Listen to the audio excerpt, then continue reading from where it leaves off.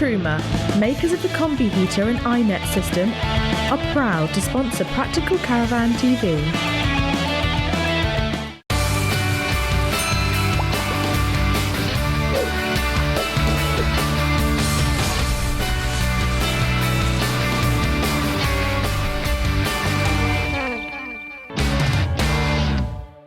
As the sign says, welcome to Manchester, and welcome to a brand new series of Practical Caravan TV. Throughout this series, we're going to be checking out some fantastic tow cars, some great places to stay, and of course, masses of brilliant new caravans. And where better to start than here at Event City for the Caravan and Motorhome Show.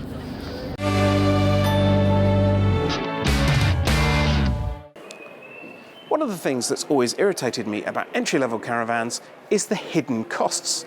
You get the recommended retail price, and then you discover that you've had to pay for a plus pack or a premium pack, and perhaps a sunroof. And because they come fitted from the factory in most cases, those are costs that you're going to have to pay. Well, for its new entry-level Pursuit range, Bailey has decided to incorporate all of those costs. It means there's a slightly higher price tag, but it does mean you get things like the essential Alco AKS stabiliser, and a sunroof as standard kit. You get various other extras included inside as well. While here on the outside you get alloy wheels and, for 2017, polar white sidewalls. So the Pursuit comes in line with the rest of the Bailey range in going all white rather than its previous grey.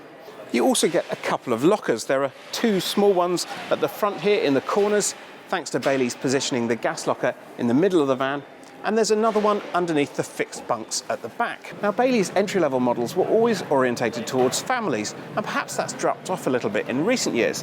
But for 2017, that focus has been renewed with two new models, the 576 and this, the 565. So let's see what it's like inside. The name 565 might be a little bit familiar from the old Pursuit range, but the layout in here is completely different. That said, it does feel rather familiar, and the reason for that is that it basically follows the lead of last year's new Bailey Pegasus and Kona, with fixed bunks here, and opposite a rather nice little dinette, which is an ideal place for kids to play and to be separate from the adult area at the front of the van. These bunk beds are a really good size. Each one gets their own window and light, and of course there's another roof light overhead. The single bed here on the near side is made by dropping the table and rearranging the cushions, and of course there's masses of storage back here. We've got 3 overhead lockers, space under each of the dinette seats, and more space underneath the fixed bunk here on the offside. One place where the 565 really scores over the Ancona is in the sense of space and light back here, and that's because the bulkhead from the Ancona is gone. In the Ancona you have a tall tower refrigerator here on the near side, but in the 565 we've got a nice low sideboard, which is the ideal place to put a TV, so you can watch it from both the dinette and the lounge, with a cupboard beneath and a locker above. Now that fridge has moved over here into the kitchen on the offside. We've got a 3-ring gas hob with no electric hot plate and a combined oven and grill. But of course you have to remember this is an entry-level model, and one thing that's quite unusual to find in an entry-level model is a standard microwave. Usually that is part of the option packs on most of its rivals.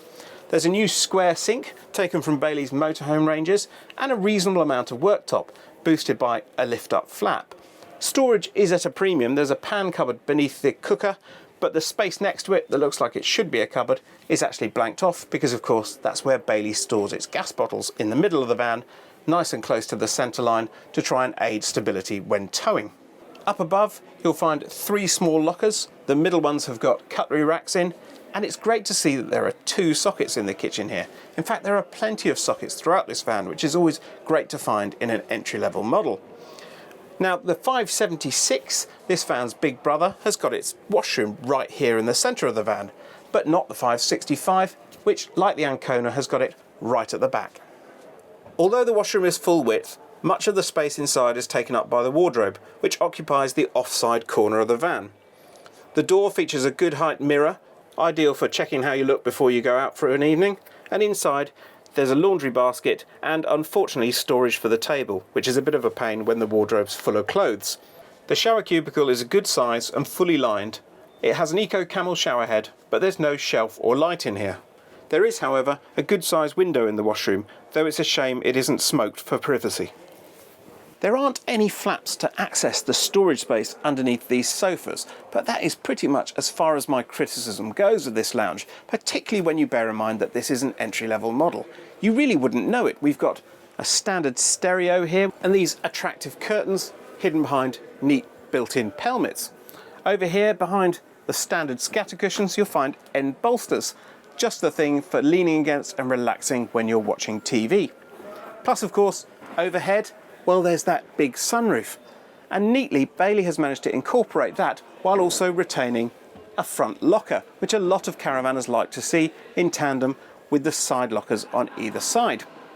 These sofas are a really good size. You can sit 2 or 3 over there on the off side and 3, perhaps even 4 on the near side because it's slightly longer. That's great in the day, but at night it does mean you've got a bit of a step in your otherwise huge double bed.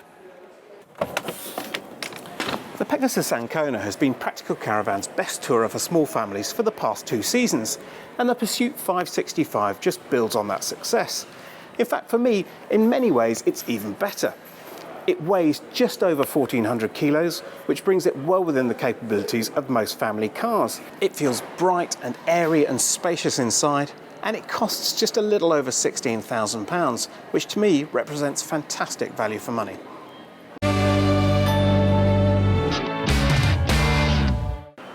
A conventional caravanning wisdom tells you that once you have children, you can wave goodbye to luxury because most manufacturers don't put family-friendly layouts in their flagship ranges. However, these 2 windows here are a bit of a clue that this Buccaneer Galera is something different. It's a £32,000, 2-ton super luxury caravan, but one with 6 berths. As you might expect from that price tag, you get an awful lot of kit on this van. There's a solar panel on the roof, these rather fine silver sidewalls, gunmetal alloy wheels with wheel locks, and a BPW chassis with stabiliser and stability control. But the real luxury lies on board.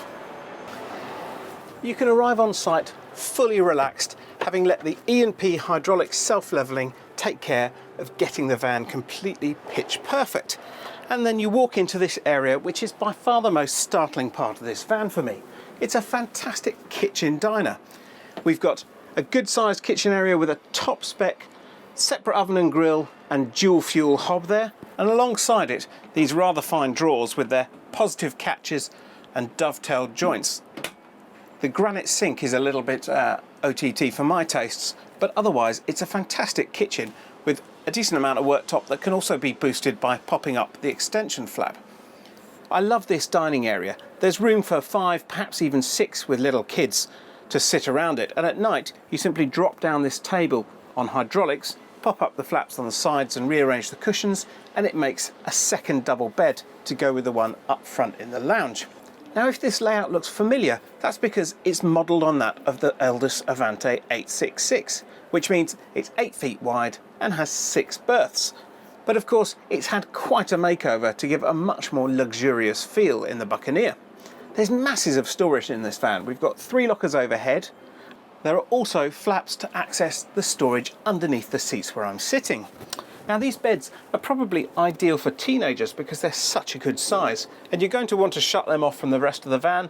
Well, the good news is, stored inside the main wardrobe here, there's a curtain that you can slide around to close them off.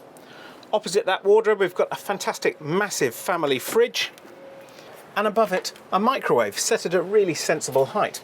There's another door back here as well. Amazingly, because this van is 8 feet wide, there's actually room for a huge corner washroom. It's an amazingly good size.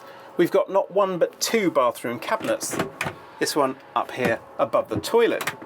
I like the fact that the toilet itself has a concealed cistern, so you haven't got a big white box on top of the loo. There's a domestic style towel rail here, which is powered by the Aldi wet central heating, and a rather smart bowl sink, almost like you'd find in a boutique hotel. At the other end of the washroom, there's a fantastic shower cubicle with a tiling style lining, an Eco Camel Orbit shower head, and lots of shelves. There's even a pull-out drying rack. Children are just going to love the space at the back of the van because it's been designed completely for them.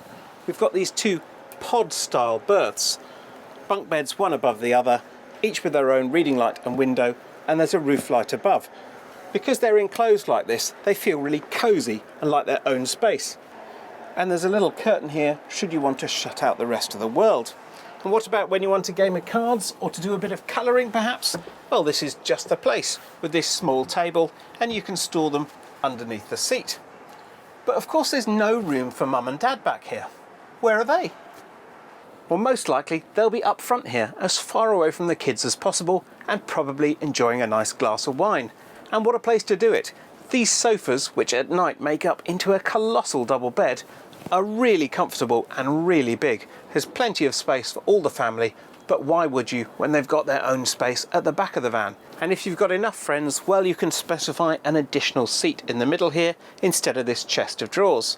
And when you've got your mates round, well, the ambience is lovely, and that's mainly thanks to the amount of light in here coming in through a sunroof overhead, an enormous stargazer roof light, and there's even an omnivent over the kitchen to take away cooking smells. And if you decide you want to take your entertaining outside, well, we've got a gas barbecue point at the front here and a socket just inside the cupboard to power up your TV. You really are going to want for very little if you buy this van. But then, of course, you are paying for the privilege, and don't forget you're going to need a hell of a big tow car to pull it. But if you're sceptical about whether family-friendly layouts are really needed in flagship ranges, well, the Explorer Group tells us that these Galeras are flying off the shelves.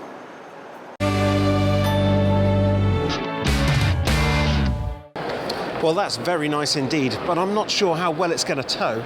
We're going to take a quick break now, but don't go away, because we'll be back in just a few minutes.